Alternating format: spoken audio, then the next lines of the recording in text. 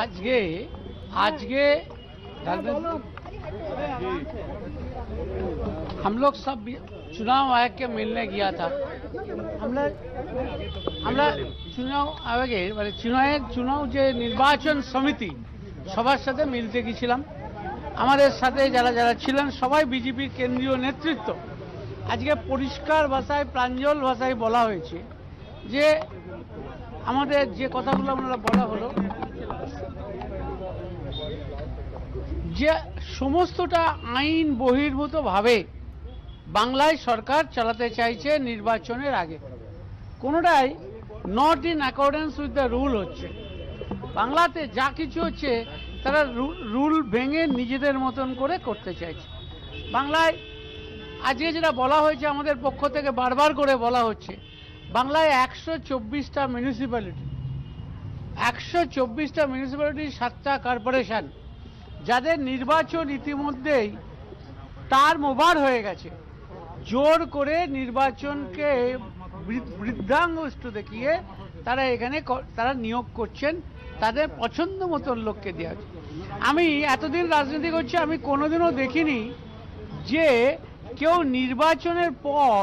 নির্বাচনের ক্ষমতা ছেড়ে দিয়ে তাদের জোর করে অ্যাডমিনিস্ট্রেটর নিয়োগ করা যায়। This is the first time in the country it has happen যে 124টা মিউনিসিপ্যালিটি 7টা কর্পোরেশন এই সব জায়গায় যেভাবে তারা নিযুক্তি করেছে, এই নিযুক্তি প্রায় 2 কোটি মানুষকে ডাইরেক্ট প্রভাবিত করছে। দিল্লি নির্বাচন কমিশনে বিজেপির প্রতিনিধি দল গিয়েছিলেন, তারা কি বলছেন বেরিয়ে এসে আমরা এখন শুনবো। उनके नेतृत्व में चुनाव आयोग को मिला और चुनाव आयोग को आज हमने 2-3 विषय प्रमुख रूप से कहे। पश्चिम बंगाल में जो म्यूनिसिपैलिटीज हैं उनका टर्म 1 साल पहले खत्म हो गया। कलकत्ता म्यूनिसिपल कॉरपोरेशन का और काफी सारी कॉरपोरेशंस का भी 1 साल पहले टर्म खत्म हो गया। लेकिन पश्चिम बंगाल सरकार ने संविधान की भावना का अनादर करते हुए वहां के टीएमसी के नेताओं को ही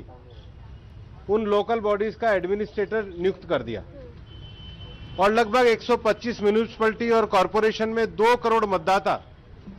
सीधे सीधे प्रभावित होते हैं। हमने चुनाव आयोग को कहा है कि पश्चिम बंगाल सरकार के द्वारा ये जो अवैध तरीके से म्यूनिसिपैलिटीज के और कॉरपोरेशन के जो एडमिनिस्ट्रेटर सभी टीएमसी के नेताओं को नियुक्त किया है, ये कॉन्स्टिट्यूशनल मैंडेट के खिलाफ है, ये आर्टिकल 243 में जो म्यूनिसिपैलिटी को जो पावर दिया उसके खिलाफ है, ये पश्चिम बंगाल के म्यूनिसिपैलिटी एक्ट के खिलाफ है और सर्वोच्च न्यायालय का भी एक निर्णय आया हुआ है, ये उस निर्णय के भी खिलाफ है। हमारा चुनाव आयोग से कहना है कि इस अवैधानिक नियुक्ति पर पश्चिम बंगाल के जो टीएमसी के नेता समय खत्म होने के बाद भी आज अवैध रूप से नियुक्तियों पर हैं, उनको तुरंत हटाया जाए, जिससे पश्चिम बंगाल में फ्री और फेयर इलेक्शन का माहौल बने। इस समय में आज पश्चिम बंगाल में अधिकारी अनेक छुट्टी पर गए हैं। पश्चिम बंगाल के प्रशासनिक अधिकारी विशेष रूप से वहां के पुलिस के कुछ अधिकारियों के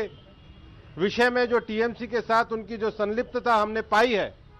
उसके सबूत हमने चुनाव आयोग को दिए हैं और हमारा चुनाव आयोग को कहना है कि पूर्व में भी चुनाव आयोग ने इस प्रकार के विषयों में अनेक राज्यों में संज्ञान लिए हैं और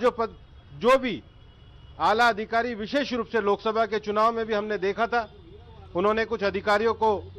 जो राजनीतिक रूप से राजनीतिक इशारे पर काम करते हुए देश के लोकतंत्र को कमजोर करने का कार्य करते हैं, उन अधिकारियों के खिलाफ चुनाव आयोग को हम पूरी रिपोर्ट देकर के आए हैं और हमारा मानना है कि आर्टिकल 324 में जो चुनाव आयोग को चुनाव को फ्री और फेयर तरीके से कराने की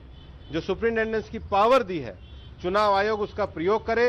और पश्चिम बंगाल में निष्पक्ष स्वतंत्र चुनाव हो, जिसमें पश्चिम बंगाल की जनता ज्यादा से ज्यादा मतदान में भाग ले। हमने सारे तथ्य सबूत आज चुनाव आयोग को सौंपे हैं और हम ये विश्वास करते हैं कि चुनाव आयोग चुनाव की निष्पक्षता को ध्यान रखते हुए इस पे उचित कार्रवाई करेगा। अभी मुकुल राय जी आपको जरा बंगाली में